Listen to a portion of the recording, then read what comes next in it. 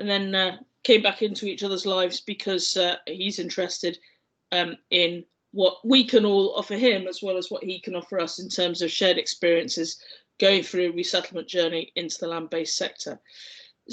Steve's farm is in Wales, and we're going to talk about hemp, but also cider, and various other aspects of establishing that enterprise. But before we do that, I just want to read a quote that I found in this week's Economist, which is from an analyst at Morgan Stanley, and it's about carbon emissions, which, as you will find out soon, is very relevant to Steve's approach to his farm. With energy production responsible for 60% of all carbon emissions, decarbonisation offers an economic opportunity that can help halt climate change and expand sustainable investing strategies. Over the past 10 years, technologies like renewable energy, electric vehicles, carbon capture and storage, hydrogen and biofuels have made the leap from intriguing prospects to viable solutions. If we want to see meaningful change whilst also achieving significant returns, now is the time to drive capital towards decarbonisation. Good evening. If you've just joined us, if you'd be kind enough to put yourself home video off and to mute yourself, that just makes for a better experience for the group. So Ed, Chalice, if you wouldn't mind just turning your video off, it just makes the platform a bit more stable. Thank you. Perfect. Okay, so Steve, thank you very much for joining us. What we can start off with, perhaps, is if you would tell us a bit about your farm now and what you think it might look like in 5 years or so. Yeah, no, firstly, thank you for having me, and thanks for everybody who's tuning in. I hope you and yours are keeping well in lockdown, and nothing too dramatic's happened with furlough, etc. So yeah, thanks for having me, and thanks for tuning in. So just to situate it, I guess we live on a small holding in the middle of the Brecon Beacons, just west of Sennybridge, and it's a small traditional Welsh longhouse that 75% of it's still standing. So it's built in the 1700s. Anyone who's been up in the hills will know what they look like. And acreage-wise, we have 4 acres, so arable land, and the fields are actually remarkably well draining given the heavy clay that we have up there. As far as when we took it over, if I just give you a bit of a timeline, is that kind of what you want me to do, Fiona? Or? Yeah, that'd be lovely. Yeah. Okay. So timeline-wise, I was overseas in America on attachment, and we saw a farm for sale online. We never thought about buying a farm, and we just randomly looked on a website for UK land and farms, and then put that into Google, and up came uklandandfarms.com. So interestingly, there's websites out there you can buy this sort of stuff on, and the nearest one we found that was within our price budget was within the Brecon Beacons. So took a quick jolly over there and had a look and fell in love with it straight away. The farm, when we first took it over, was in quite an interesting state, so hadn't had any real renovation work done to it, and it's obviously a very old building. There had been a new bathroom put in, a new kitchen, what have you, so it needed a lot of work, and I think that probably put a lot of people off, but we were one of 26 people looking at it that day. So high competition. Obviously it's a desirable place to live, but I think what you'll find is a lot of people buy those places to then turn them into Airbnbs, which we didn't want to do. We wanted to buy it and live in it. So yeah, long story short, we were successful in buying it eventually. When I came back from the States, we grabbed the keys and took it over. The fields originally, and still pretty much currently, are arable. So we have one field that was always just grown for silage, and another field that we promptly turned into half silage and then made an orchard. And I can go into detail on the orchard now, or do you want me to wait? Yeah, sure. So we'll put that picture up, shall I? Yeah, cool. Okay. Okay, so while you're doing that, I'll just explain why we put an orchard in. So I'm conscious that a lot of this takes time, and so initially I wanted to set ourselves up over the next few years with a a financial stream for the farm that was going to come to light as we were then expecting potentially to leave the forces. And the orchard for me is something that made perfect sense. So if you buy juvenile trees, they can be anywhere between 3 to 5 to 7 years, depending on what variety you buy, before they come online. And for me, I wanted to maximise the use of Welsh soil. So I hunted down a chap called Ian Sturrock, who's up in North Snowdonia, and he's a Welsh heritage variety specialist for cider trees and fruit trees in general. He gave me a call back after I dropped him an email and had a really good chat, actually, about 40 odd minutes, discussing all things fruit trees, and decided to go down the route of cider. So we have at the minute 21 trees in, and of those, they're anywhere between 1 and 2.5, 3 years old, and we've just started to get our first apples through. So when we put it in, I was really conscious that it was going to take probably 3 to 5 years before we got the farm to where we wanted it to be, and how good would it be to have a business option or a financial option or even just a hydration option growing in the background.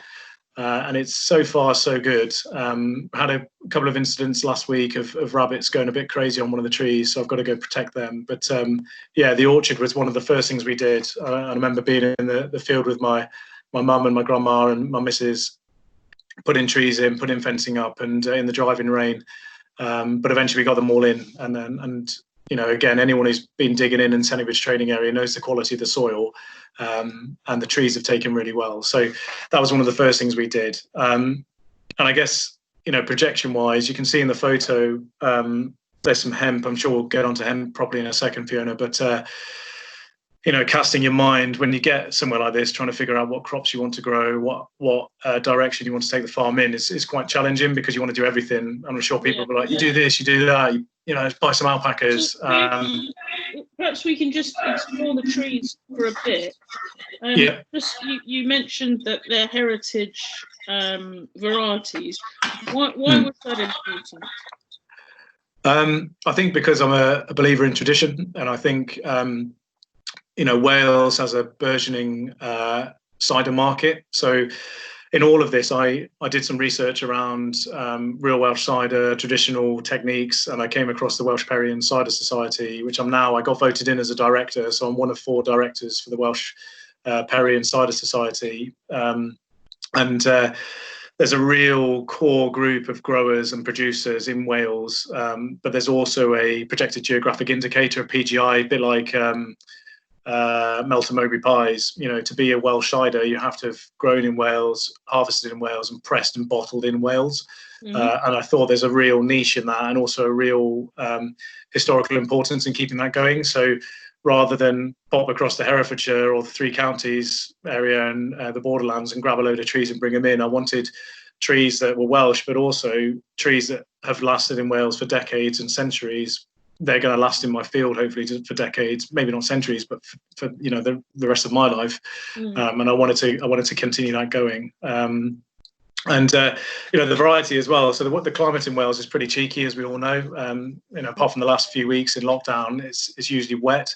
And I needed something that was going to grow and something that was definitely going to succeed. And from speaking to Ian on that first call, cider trees and fruit trees in general, cider apple trees, fruit trees and Perry pears have grown for decades and centuries. So why not give that a go? And he was adamant that minimal preparation, literally hole in the ground, tree in, nothing else, bosh. And yeah, they're all doing really, really well. Yeah, so that's good. And in terms of trying to get the right mix, there's a mix of bittersweet, sweet and mild varieties in the ground, and we also have 2 damson trees, 2 Jim Perry pear trees. What else? Cherries, plums, that sort of stuff. So hardy enough fruits. And then the damson tree especially is going berserk, because we bought that a bit. Is this a starter trial plot? So is it going to expand, or how do you see that? Yeah, so you can see from the photo, you'll see that the ground in that field starts to slope. You know, if you were stood where that photo is taken from, behind you about 20 meters, there's a corner of a field that gets quite damp. And so because it's clay, mainly clay soil, the water and the moisture content sits quite high. And so I need to be careful about how far I come down that field, or the tree will rot. But I think I've got space for another 12 trees. I'll probably go in November. But at that stage, there is a capacity, and I'm sure we'll talk about planning in a minute or two. But you have to be careful about overstretching yourself. So there is a finite amount of trees you can put in versus amount of fruit that you can process. Also, when you get down the production side of things, there's a guideline with the taxman about how many litres you can produce of cider before you start have to pay significant tax and income revenue and all that sort of stuff. You have to pay taxes on how much you're making. I think it's 7,000 litres. So yeah, but I think from the orchard, once it's fully in, I think per year we'll be able to make at least 2,500 litres, which for any man, that's a lot of cider. That's a lot of cider. Yeah. Okay. Well, we will talk about your planning process, and for the majority of the military audience, we'll talk about the estimate in a bit. But let's just answer the question first that ends on everybody's lips. Why on earth hemp? And tell us about it. So I'll be honest with you. I joked with a good friend of mine. I think he might hopefully have made it in. I've been messaging in the link when I first got the farm, saying, you know what, when I'm able to and when we're allowed to, I'm just going to put 4 acres of medical marijuana in. And we had a good laugh about it. I was like, imagine that you could grow marijuana in Wales. It'd be so funny, especially if it's legal and you're able to do it. Reality here, and just you realise the constraints about growing medical anything is particularly difficult. But it was around that chat that I discovered that marijuana has a non-psychoactive with no tetrahydrocannabinol in it called industrial hemp. And so I then started thinking, oh, maybe that could work. And it left my mind. I then went down the traditional route of applying for the rural payment scheme saved by the Welsh government. And they said that, no, you're not big enough to qualify. I think you have to have minimum 8 acres to qualify for that. And actually, it's hardly anything. The subsidy is about 200 quid a year. So I'm not going to buy 4 acres more just to get 200 quid a year. That's lunacy. I then applied for some small business grants to try and convert one of the outbuildings into a safe and secure place to make cider, and I was chinned off, and so that was pretty disappointing. And then I just kept getting hit with blocker, and actually it stokes the fire inside you to say, well, I'll show you. I'll grow something that you don't think I'm going to grow, and then it suddenly flicked on again about industrial hemp. And it took about 1.5 years of research, probably about a year, just over a year, looking at soil types, looking and digging as much historical stuff about has hemp ever been grown in Wales. And if you look where we are in Brecon, there's one of the premier heritage building specialists on the roundabout in Brecon called TMR. And TMR, they do limecrete, hempcrete, all manner of traditional building materials. And when we looked at getting the renovation work initially done on our house, we were offered hempcrete, and that really sparked my interest, thinking, all right, you can put this into buildings. And then, through that research, I came to the conclusion that it's entirely possible to do it. And that's when I started knocking on the Home Office door, because you have to have a grower's license to grow hemp. It's a controlled substance, and the reason it's controlled is because you can test hot. So I have a cultivar in the ground at the minute called Futura 75, which is specific to high rates of growth. So eventually, at the minute, it's about 2 feet tall. It's going to go to 2.5 meters tall, hopefully, and it's very good for fiber. However, where in a traditional marijuana variant plant, so cannabis straight, not cannabis sativa, all the THC, the tetrahydrocannabinol, the stuff that gets you high, is all in the leaves and the seeds, as is CBD. At the minute, you can't process CBD in the UK without a license. There's barely anyone doing it, so a lot of it's exported and then re-imported after it's refined. And as a result, there has to be a Home Office license. It's a controlled substance. Also, those seeds, if they've been contaminated, they can test hot. So you could get up to 2 to 3% THC in those leaves.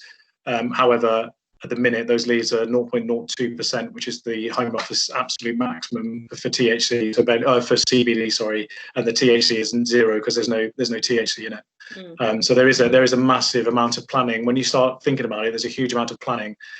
And And just to cover off on the planning aspect, conscious I'm rambling a bit, so feel free to jump in.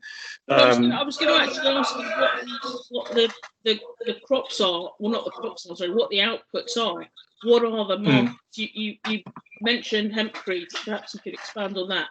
I know there's an oil product as well, but if you could just explain, for us, what are the markets that you will potentially be able to feed into?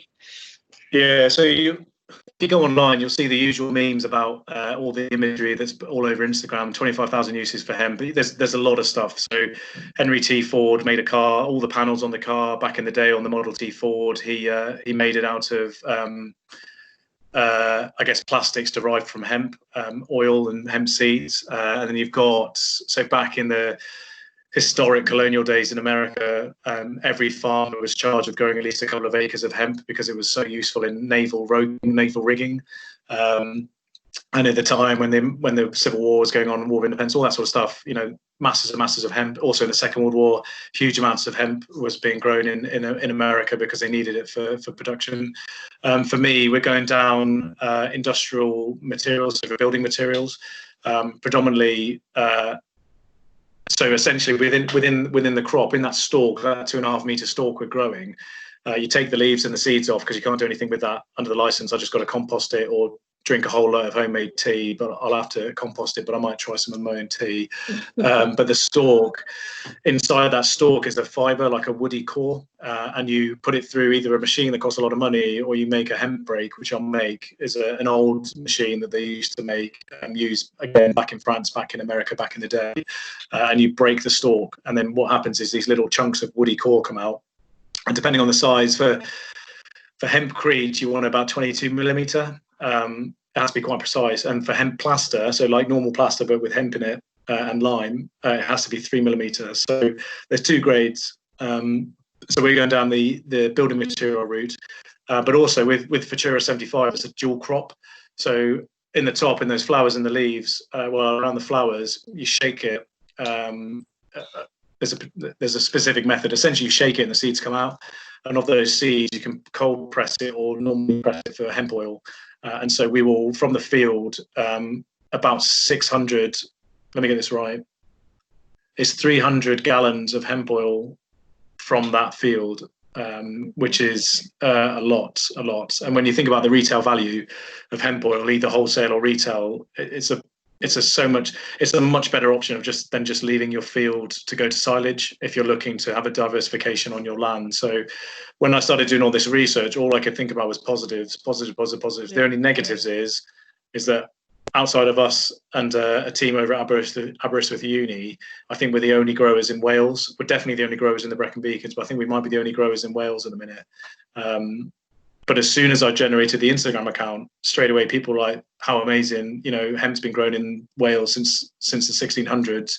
It's great to see it back again. So there is a historic knowledge around the crop. And hopefully one of the intents of this is to get traction with other farmers.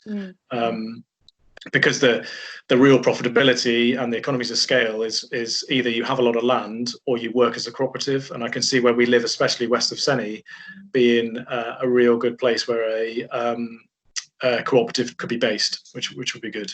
Okay. And during the introduction, I read that piece out about carbon capture and storage. Because I know that's an area you're exploring at the moment. Would you like to explain why that's of interest as well? Yeah, sure. So carbon offsets as a market is notoriously sketchy. I don't know as an individual if I give my tenner to offset my flight to Magaluf.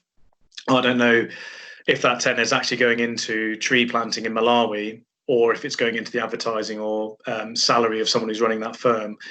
Also, when you look at the majority of carbon offsets, broadly, I agree with carbon offsetting, but I don't particularly agree when people are planting trees and then chopping the big ones next to it down to burn. It doesn't really make any sense to me.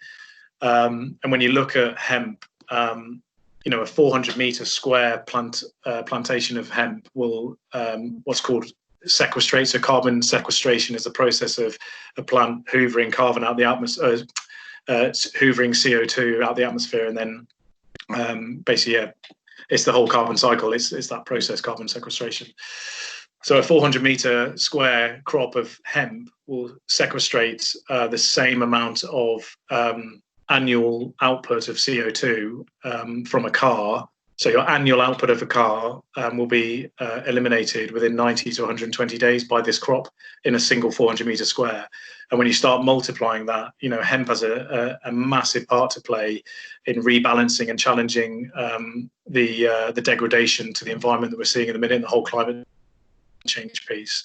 Now, I'm not saying I'm getting down the Extinction Rebellion route, but I am increasingly concerned about how things are moving forward. And I think if you could pay into a scheme that allows you to offset your CO2 through a really diverse and interesting crop, and then go and physically see it and experience what you're helping to do, I think that's quite potent. So I originally looked at doing that through hemp. Now, it's been done before, around 2006, 2007. A person I know, a lady I know called Rebecca, tried it, but I think she was just ahead of the curve before it all hit. But I do think that growers out there who are looking at growing hemp have a potential to offset the heavy costs of the Home Office license, the importation of the seed, and the actual prep you need to do. You could offset that by getting other people who believe in what you're doing to technically invest in your crop. The investment they're making is in hoovering CO2 out, and actually when you're looking at the product you make at the end of it, it's building materials that are carbon neutral or carbon negative. And if you look at the impact cement has, especially the amount of CO2 that creates in cement production, you're investing in a really positive change. But I know it will take 10, 15 years, but it's worth trying now. So I would say that you've got a very diversified approach for quite a small patch of land, 4 acres. And put this image back up because we've got your orchard there and these trial plots that I think you're going to tell us a bit about. And obviously you've now got this model with the carbon offset funding mechanism. So that's 3 enterprises straight away, and you're not even doing this full time yet. So can you talk a little bit about diversity and and presumably the economic impact of a diversified approach to the establishment of your farm? So I think if you go back to scale again, so 4 acres, I remember a good friend, I won't say his name, a good friend of mine, when he said, have you bought a farm? I said, yeah. And he asked me how large it was, and I said it was 4 acres, and he said, not large enough to be economically viable then. And again, the fire inside is like, right, I've got the proverbial 2 fingers up in your face. I'm going to show you what I can do. So the scale has a lot to play with it. So we don't have the land to buy a load of sheep in, graze them, grow them, and get rid of them. We don't have the land. We don't have the ability to do that. But also, if you look at the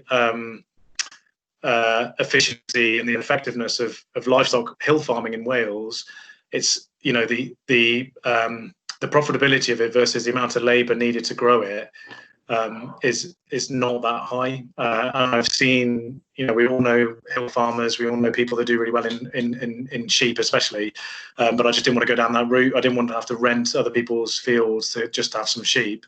I wanted to make sure that every inch of my farm, yes, it is a house and a home, but also we're using it as best we can. And I think it's on all of us, especially if you're in the countryside, to make best use of your land. So, there's fields down from us that are really boggy, and I'd be thinking, right, rice and water buffalo. That's what I'd be thinking if I had those fields. But I know my neighbour would be thinking, right, I can only put the sheep in there or the cows in there in certain parts of the year, or they'll get bogged down and drown or whatever. So it's just a different mindset of how to use your land. But yeah, as far as diversification is concerned, I think challenging crops like hemp and growing trees that will thrive in the soil just gives you a better chance of success. And I think also, as Warren Buffett says about, you'll never be rich unless you can make money when you sleep. Or money doesn't grow on trees, but apples, pears, and fruit does. So why not give that a go and not have to worry about it until you have to harvest during the year? But I think that so linking to that then, are you anticipating being just focused on the farm and growing the farm, or do you think that you or as a family you're going to have to seek work off the farm as well? Yeah, I think I think I'd be naive to think I could survive on a single plantation of hemp a year and a single press in a cider. And eventually when we get a couple of yurts or whatever we decide to do in the field, I don't think you'd survive off that, especially with a mortgage to pay. So we will have to find other work, in which I'm in the process of doing during resettlement now. But I think the farm for me is an exciting hobby that I hope I can help other people experience. So either by coming and investing in hemp, or doing a Zen weekend, a Zendu weekend, like yoga in the middle of the field of the hemp or whatever. I just hope that we can share it with people and be that friends and family, or have it as a corporate entity that people can come and experience. And there's things that are growing. So last year we did the first edition of a race I want to run called Farm to Fan. So you can run from our farm to Penn. And you can get there and get picked up. It's 15 miles, or you can run back. It's 24. So things like that, using the land and using what we've got in a sensible manner, I think is absolutely important. We will have to have employment as well as the farm. But yeah, I see a lot of the activity for me. I see it as just chopping the mortgage down, but also just having fun as well. Like it is fun. It's hard work. But it's really good fun. Getting out there and just seeing things grow. Getting to that understanding of where you are, can you just sort of look back and just tell us a bit about the process, the planning process, or the estimate process, or whatever you want to call it, that's got you to where you are now, and how long ago you started properly thinking this through? Yeah, so I think the start of the planning process probably came when we got the building inspector's report back on the cottage, and just realised what we needed to do on the house. So obviously you need to get the house squared away first before looking at the land. I think that makes sense. And so whilst the house was being repaired and the lime was going in and all that, the slabs, there's no foundation on the house either. So, making sure that we had an actual floor underneath the flagstones was critical. All that sort of stuff was going on, and it forced us outside. And so we had a landing shed that was almost falling down and massive leaks and really bad. So fixing that, understanding what we wanted from that. So this is wanted it as like a venue, as a party barn. So thinking about, all right, layout, what would we want? How would we do it? How do we do it as less hassle as possible? So not having to put electrics in, all that sort of stuff. And then we had a Dutch barn as well. I wanted the Dutch barn to be more of a workshop, physical area where I could do stuff. This is before I even thought about putting the orchard in. So having it's a phrase that we all know in the military, the condor moment, taking a step back and looking at it and thinking, right, what is it I need to do? And what do I initially need to start thinking about? So for me, it was getting the house sorted, but then also triaging the many, many things we needed to do to get where we are now. And we're only probably halfway, I think, to where I think the decide, again, a rubbish military phrase, but that decisive stage. So we've done the shaping work, we've done the planning. I've daydreamed enough during meetings and lectures about what I need to be doing, and then put that into play in the weekend. I've done that enough. I've spent the whole staff college doing that, and then putting it into play on the weekend. That now we're at that tipping point of living there full time, leaving the forces. I'm confident that we've thought enough about it and understand what we needed to do to get to a point where we're going to be successful throughout that decisive, those next couple of years. But yeah, I think the estimate process, I think it just teaches you to consider all options, and then really having the humility to take a step back and say, actually, that's not a workable option, or that's not a viable idea. And then also having the guts to go for it if you do think it's something you can do. So for hemp, for instance, it's a big financial outlay to get going. So I've probably put about £1,000 into it. So that when you've got £1,000 to anybody is a lot of money. But knowing that you can pay that off over the next few months, knowing that once that crop comes in, hopefully you'll regain that. You'll learn the lessons when it's small, and then hopefully in the coming years you'll turn it. It won't be massive. I'm not going to be buying a Ferrari, but you'll be turning a mini profit that you can just enjoy and use to do other things on the farm. I think it's just having the guts to go for things. Once you've thought about it enough, it's like if you're doing a cliff jump into the sea. Once you see how big it is, you understand it, you know how long you're going to fall, you either don't jump or you just think, actually, let's go. And I think going for things is a bit more enjoyable than not. So yeah, it's been good. Okay, and yeah, that's very honest to go for it and learn along the way. But that has undoubtedly, I am sure, put some pressures on as you've tried to do this you talked about financially, but in terms of time and Mhm. travel and other family commitments. I know you've got a young family. How has that all worked over a period of years? You have made your resettlement period 4 or 5 years long by doing this, which on one count is a well done, is a great thing, lots of time to get things right, but on the other side is potentially adding a lot of stress. How would you describe that balance? Yeah, I think the key point to note initially is that it's not been me on my own. So there have been many weekends where I've been on my knees, exhausted outside, and just from grafting. But I'm a bit of a pervert when it comes to fizz, so I quite enjoy that. But I think the key thing to note is that there has been a network of community help and friends. So being my friends, being my family, being on the farm and helping me with bits and bobs, it's been really good. But there has been times when you just got to suck it up and move tons and tons of stuff. But I'm not looking for sympathy. It needs to happen. But yeah, in terms of stresses, I think for me, so the easy example I give is grass. And those listening probably thinking, why is he talking about grass? But if you imagine if you're only there on a weekend and it's raining on a weekend and you can't cut the grass, and then it is blazing hot during the week when you're back at barracks in work, and then you're there the next weekend and it's raining again, and the grass just starts turning into a jungle. And so you can see how an unkept farm or an unmonitored farm could quickly become quite unmanageable. And that's even before you've got things in place like an orchard that's getting chewed by rabbits during the week, or hemp that's not growing right or whatever. And so there's a lot of pressure, I feel, as far as making a success versus actually having a career. So I'm paid to be an officer, I'm not paid to be a farmer. And so I know that I have to devote my time in the right way. But on a weekend, it means that it's full steam ahead, which can cause issues, stresses between, if my wife just wants to chill out, but I'm like, no, I need to go out in the fields. There are times when it's difficult. But again, it's something I enjoy. I like being out there, and I can see in 3 to 4 years' time, looking back on all of this, thinking, it's completely worth it, totally worth it. So yeah. Okay, so looking back from where you are now, there's a lot to celebrate. What are the 1 or 2 things where you think, oh, I've got that wrong, and perhaps it would have been better if I'd done it slightly differently? So the first and foremost is walking before you can run. So we got some architects in to have a look at converting the barn. Didn't have the money to do the barn. So the cottage has because it's a longhouse, there's a stone barn attached to the building.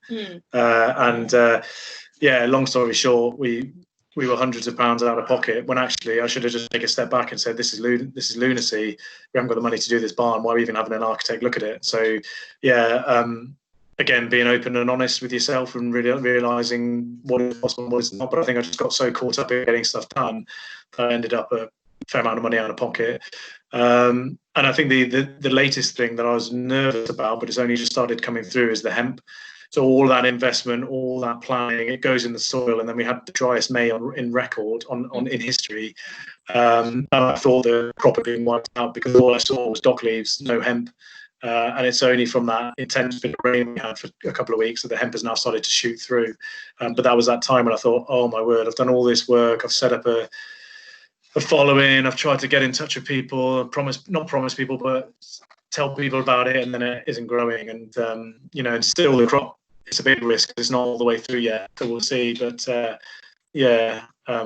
nervous times. Nervous just because you want to succeed, and you want to have a good time and have a successful attempt at things. But nervous because if it doesn't come through, then it's like, right, then I have to start thinking again about something else. So yeah.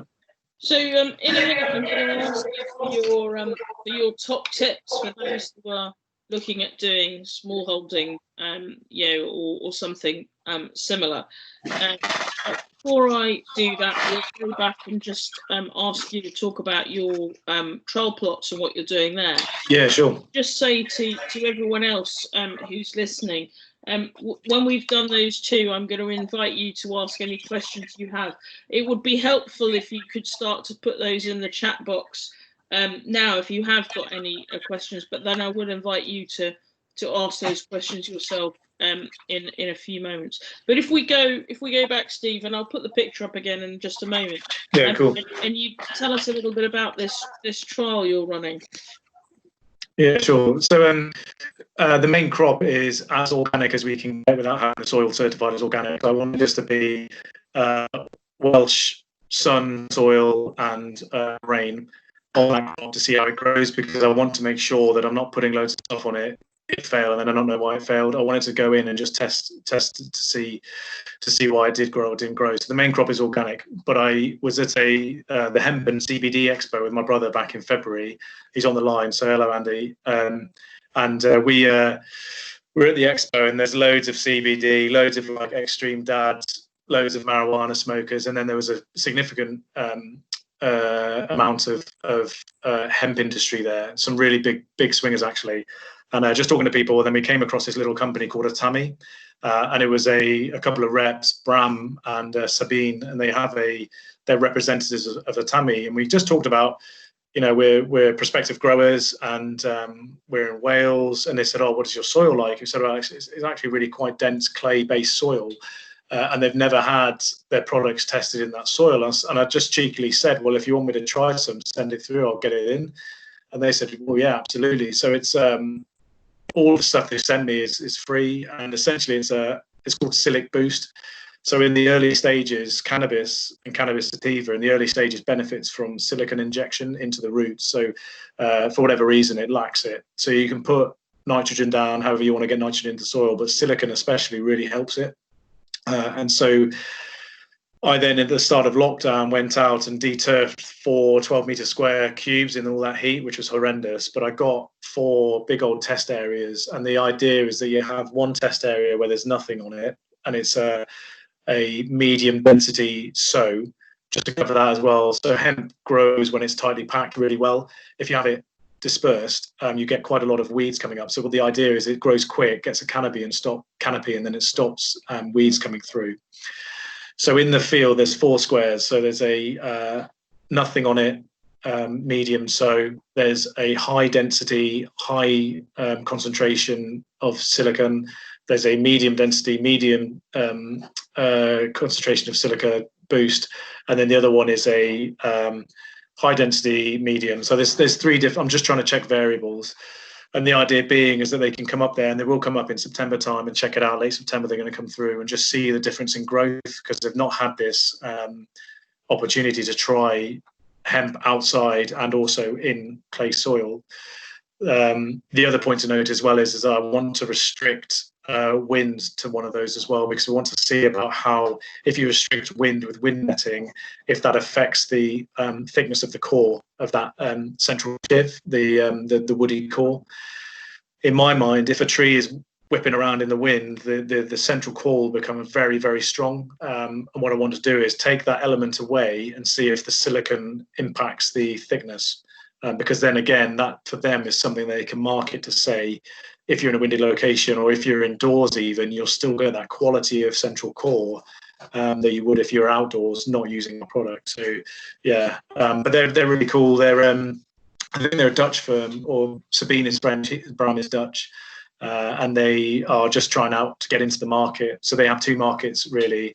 They have people who grow, we'll call it for medicinal use, marijuana, and we have people that grow for industrial hemp, but we're the first ones to use their product on hemp that I know of, especially people growing hemp outdoors. Yeah, it's good. It just shows again there's a really solid network around this crop, and people are really forthcoming. So when I grew the crop, I think it's worth just touching on this. I didn't know anything, so I reached out to a guy called Ed Hambridge over in Ireland. He runs his own hemp business over in Ireland. I reached out to Jamie Bartley up in York. He's part of the Unite Hemp cooperative, and then also I touched base on the expo, and also afterwards a guy called Dave, who's an ex-Royal Marine, runs Jersey Hemp, just to touch base and just to have a chat about what they found, what their thoughts were. You know, if we're initial growing, if we're our first planting for the season and it's Futura 75, what their thoughts were. So all of them have grown that, and they said you need to do this, anything from, you know, double plow, double power harrow, you need to ram it full of nitrogen, all these different bits and bobs. It was just soaking in about what to do right. And the other interesting bit was is if you draw circles around Ireland, Yorkshire and Jersey, Wales is kind of in that Venn diagram somewhere. And I thought, well, if it works there, it might work there. So it just furthered my desire to give something a go. But yeah, the community is really strong, really quite forward leaning, which is good. Brilliant. Okay, so for me before we go to the wider audience.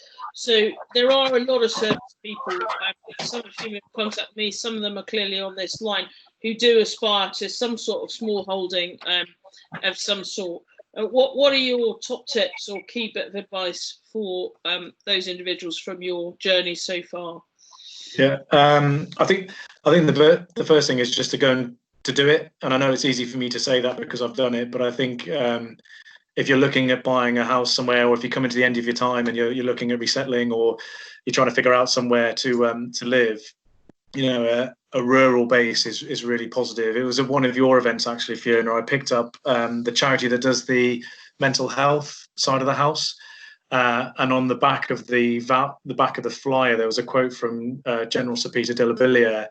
And I've been to his house and I've seen he used to have a pig farm, and on there it says essentially like, thank goodness I had the farm always to go back to. And he's essentially he's relating the cognitive benefits of being outside and being in a rural space. So especially in lockdown, many a day I sat there and just thanked my lucky stars. So for me personally, if someone was looking at doing it or and ahhing, I would just say, just do it. The benefits outweigh the negatives for sure. But I know that's it. Again, it's easy for me to say that because I've done it.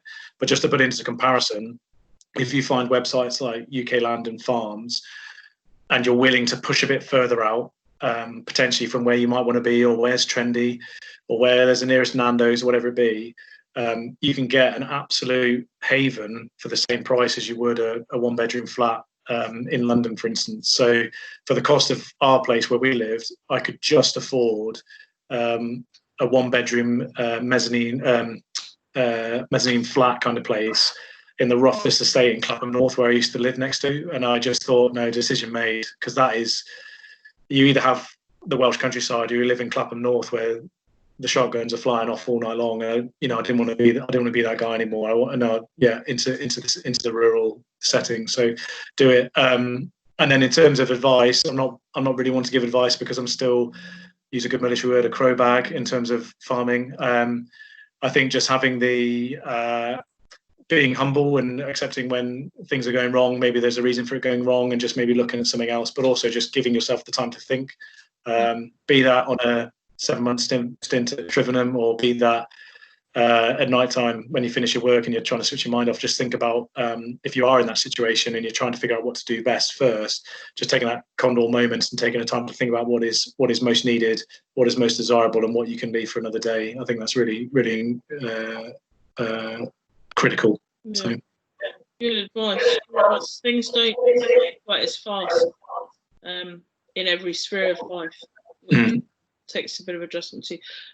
David has asked a couple of questions. Okay. David, I will ask your first question, but if you want to uncloak yourself, and do feel free to take part in the conversation. But David's first question is, what one lesson would you take away from the planning and permit process that you would change if you were starting again?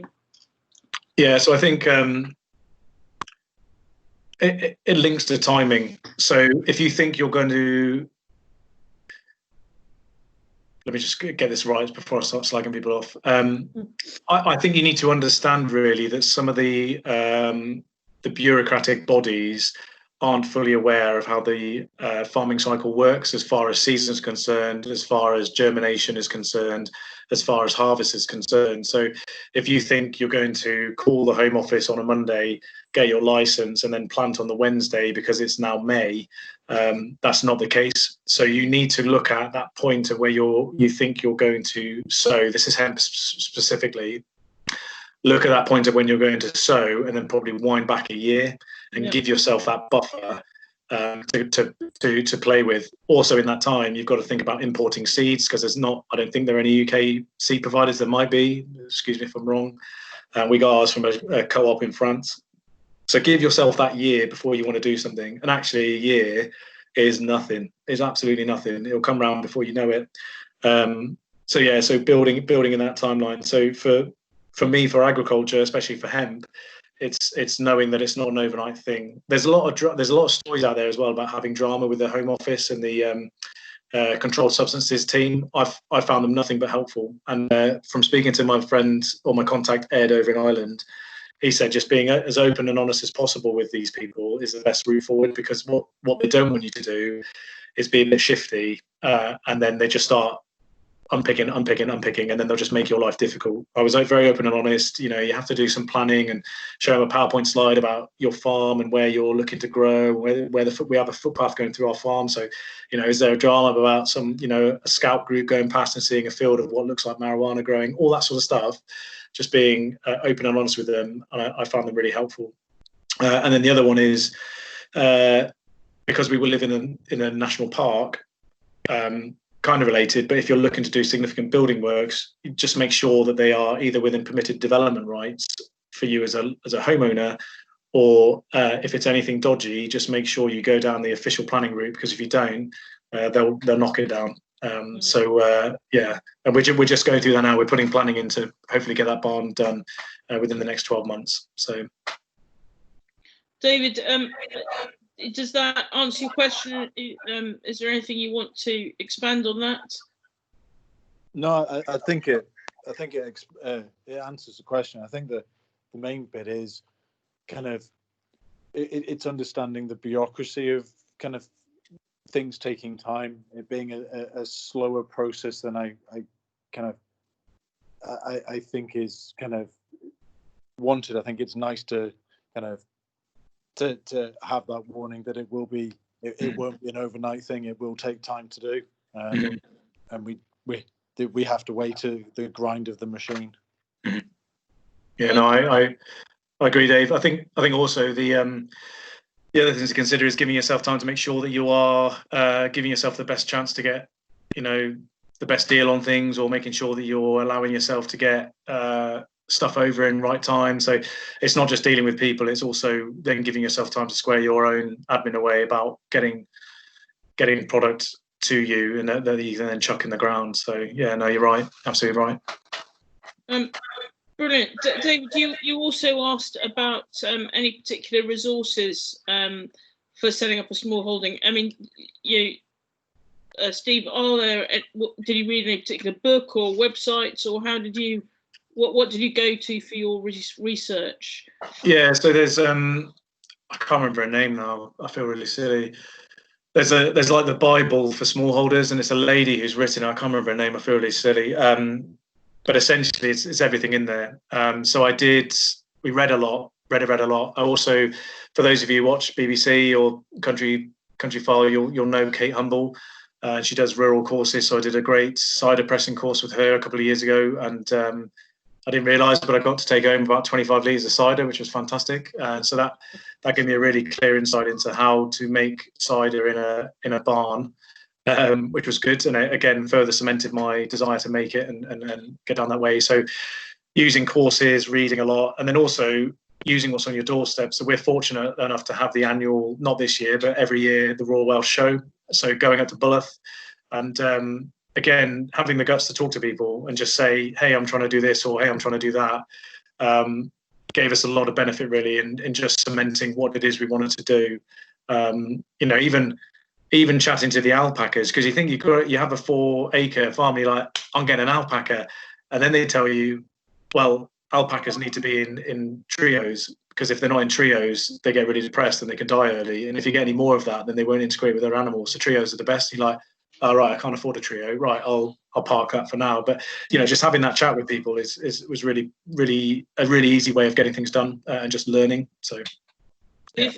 What we can do, if you can go and hunt that book out or send me the link when I write this up on the website, I'll put that recommendation into the write-up so everybody can access that on the rural list page on the Rural Link website.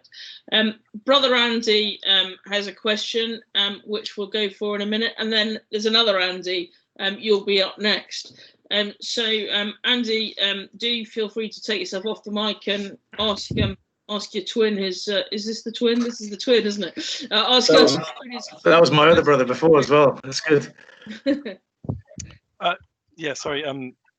Yeah, so my question, Steve, I was obviously at the Hemp exposition with you, and I was really impressed there about the technology that people are engaging with and using in this market. However, I was kind of struck by, surely you plow a field, you scatter some crop, you scatter some seeds, you let nature do its job, and it grows. I was just interested in your approach there to the Venn diagram and that sort of that terroir comparison that people do in the south when they compare Brittany's terroir to the south of England, and it's very similar. And just thinking, like, maybe you don't need any high tech. And do you think a low tech revolution is on the cards? Is hemp a sort of a perfect a catalyst for this? And on the other side, if you were to employ high tech, so if you were to do proper soil tests and seed distribution techniques and all that sort of stuff, do you think you get a higher yield, or do you think is your faith in the terroir, if you like? That's my question. Yeah, good question. Yeah, so I think so the issue you'll have with hemp, especially if you're growing for fibre, is that the fibres are so strong that if you try and cut ret, which is where you cut it, let it sit in the field for 5 weeks, the cellulose in the outer fibre breaks down, and then you're able to rip the fibre off and then process the woody core. If you think then that you're going to be able to bale it with a usual combine, you're probably mistaken, because the fibre is so strong that you'll know from the brief, and I've seen it on the internet as well, that often it can get caught in the mechanism, and combines can burn. They basically explode. So it's quite challenging to use machines. I'd say it's equally challenging to do it manually, but I quite like the idea of sowing, growing, and harvesting by hand.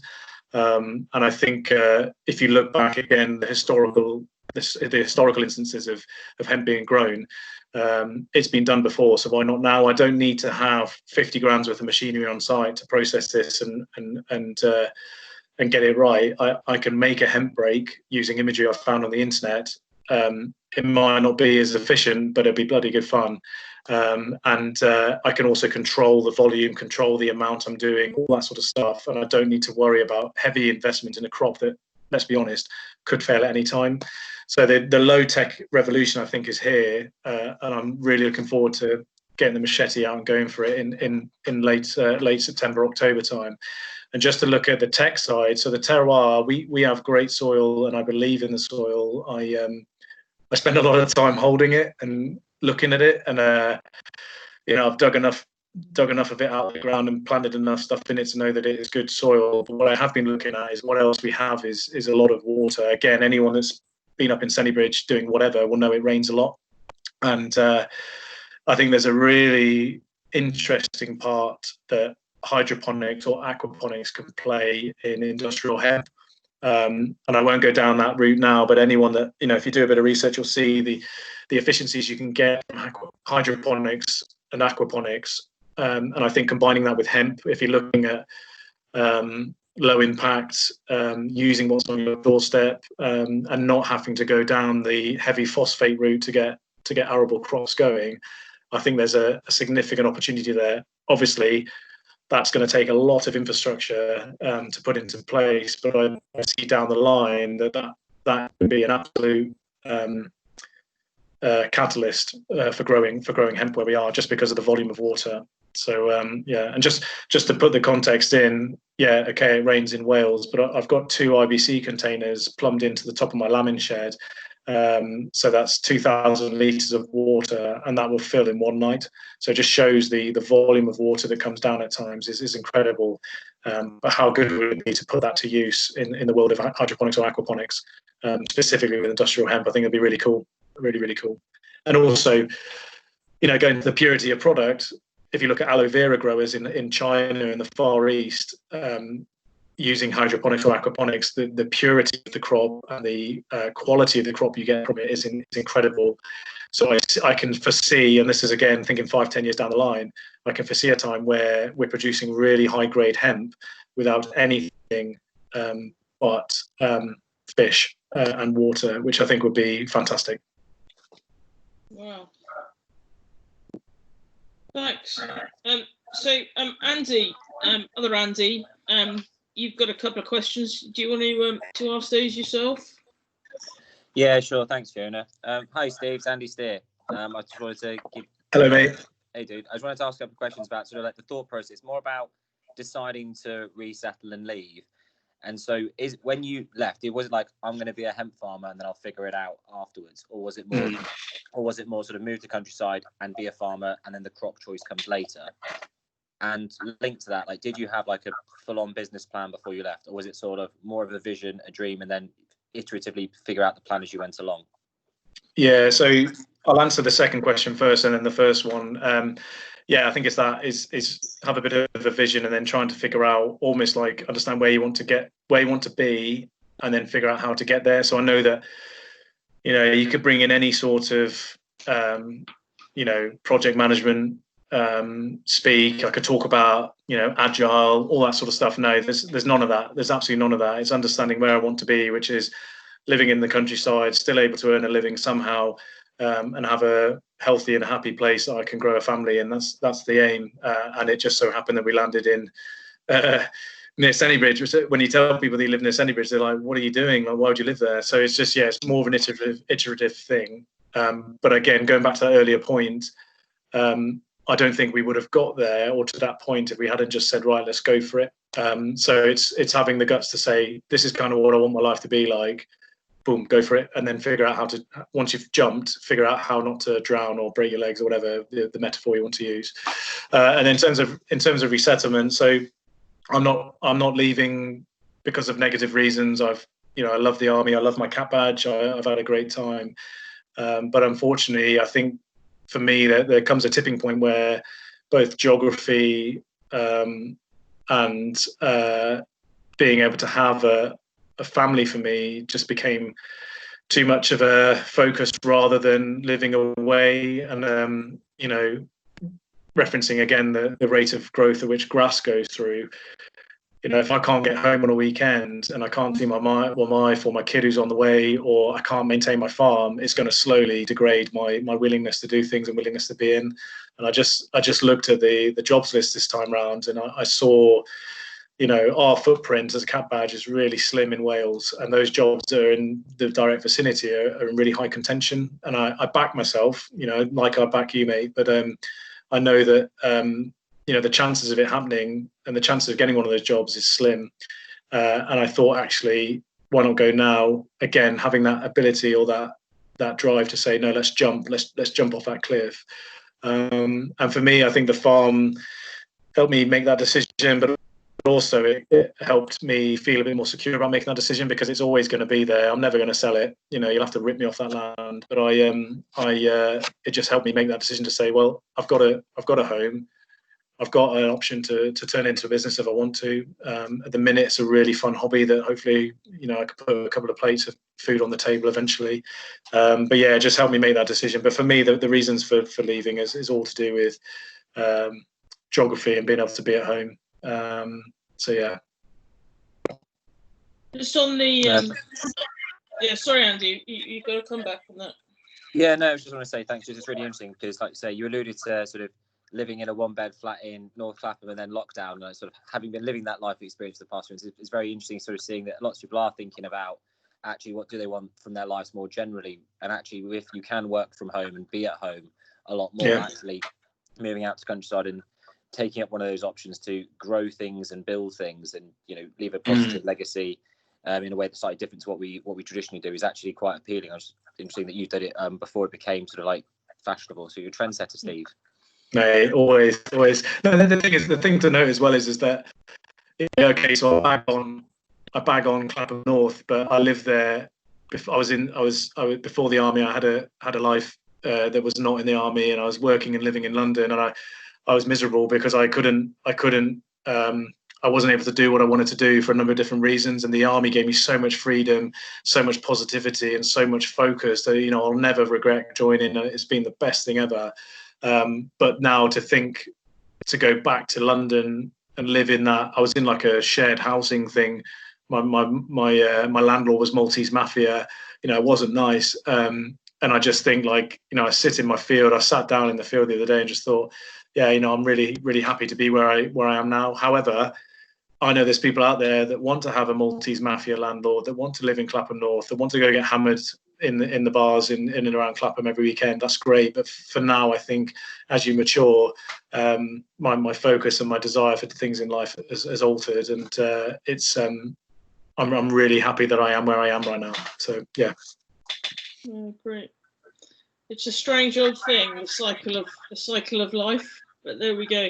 Yeah. John Dawson is asking a question about relying on crops and really the sort of climate and weather really has the ability to unpick that.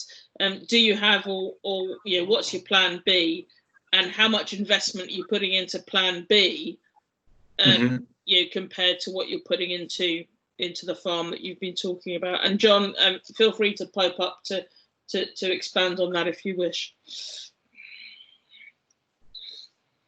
Go. Firstly, John, did you speak, mate? Sorry. Yeah, sorry. Hi, Steve. Hope you're well, mate. Yeah, you too, mate. I know you'll be full steam ahead, and I'm fingers crossed for you, mate. And I know you'll absolutely smash it when you get on with it. Just wondering if you are investing in that plan B, and how much actually, if you can quantify how much time you're committing to that plan B.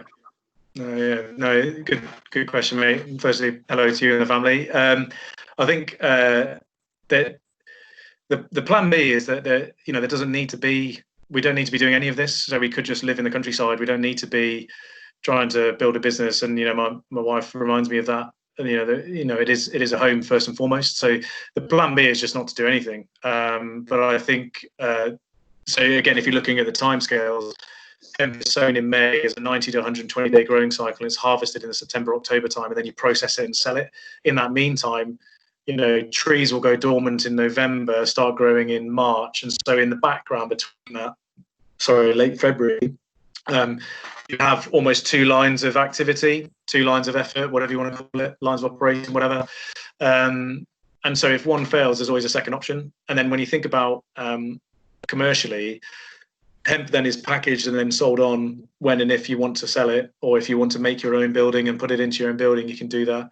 But then cider is, as long as you bottle it, store it, if you need to pasteurize it, however you want to do it, as long as you have a stock, you have a steady stream. So the cider for me is, if I had a plan B, the cider is a plan B, but it's also a plan A in case the crop fails, which, and in the first year, everyone said start small, make your mistakes when you're small, don't go all out, because if you make mistakes all out, then you will crash down. And that's when some of the larger farms that suddenly hear about it and sow like 100 acres and then it all fails, that's when they start getting into trouble. So we have a very small sowing, it's one field. Next year, my neighbour, he's already said he's going to give it a go. So, the cooperative is building, which is great. But I think, the plan A is hemp, plan B is cider, but cider was always the original thing. Because it gives you an annual thing that you can just keep selling or keep having, or more importantly, keep drinking. So yeah. Brilliant. Well, that has brought us to the end of the questions that people have asked. If anybody's got anything else, you're very welcome to uncloak yourself and ask the question, or to make any comments or provide any advice of your own. But what I will just do while we do that is I'll just do my my closing pitch as you were, and then that will allow people who wish to leave, and those who wish to stay on to discuss anything further. Fiona, just before we do that, I'll just say that I'm really conscious that I've done this, and I believe in it, and I enjoy doing it, and I think it's important to realise that I had to go through my own process of realising that this is what I wanted to do. And when I say I mean we, my wife and I. And I would offer if people are umming and ahhing, or they're not too sure about it, or they want to come and check out what we're doing and get a real life feel for it, then drop me a note on I'm happy to send my email out to those who've tuned in, and we'll arrange a time for you to come through and check it all out, and I'll be open and honest with you, and you could have a good weekend out in the Brecon Beacons. But I just realised that I only got to grow the hemp from reaching out to people, and they help me. So I'm happy to help others go through that process, and either they think it's right or they realise at the end, actually, no, it's too much effort. I'm going to do something different. But yeah, if you want to come out and reach out to me, then please do. Well, that's really, really kind. And on behalf of everyone, thank you. And perhaps what you could do while I'm just rabbiting for 2 minutes now is put your contact details in the chat where everybody can see them. Yeah, sure. The website in there and/or your email, that would be great. Yeah. So, I mean, and then thanks very much, Steve, for that. Just to remind those of you, we had a question about business plan. If you're interested in business planning for small holdings, that will be one of the things that's covered on the 22nd of August at the Insight Day. It's going to be run by a chap called Jonty Brunye, who used to lecture at the Royal Agricultural University on business, runs his own beef farm. He's a National Trust tenancy holder, as well as being the manager of Farm Ed, which is the organisation that's going to host. It's a farm, a mixed organic farm that's going to host the Insight Day for us. That Family's Insight Day, and we're just finalising the programme, hoping to have a little bit of tech, hopefully drones and precision agriculture. We'll do a farm walk. In fact, they've got Oxfordshire, they've got a heritage orchard there of every apple that they've been able to find from Oxfordshire going through history, and a few other species, but it's mostly apples, and a very wide range of arable demonstration crops, focus on regenerative agriculture. And what we're hoping, the link between Rural Link and Farm Ed, is that in future we will leverage Farm Ed to deliver short, accessible, modularised courses for small people coming out of the forces who are interested in small holdings.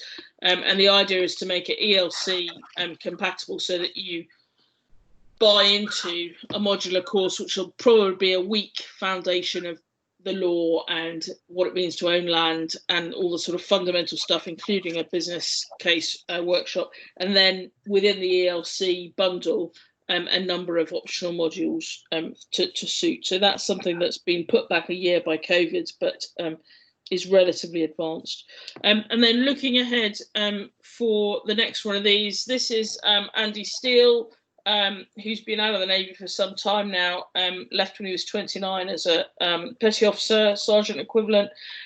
He has since been a very successful businessman, and in the last 15 years has been running a foundation that's called PAT, Plant a Tree Today.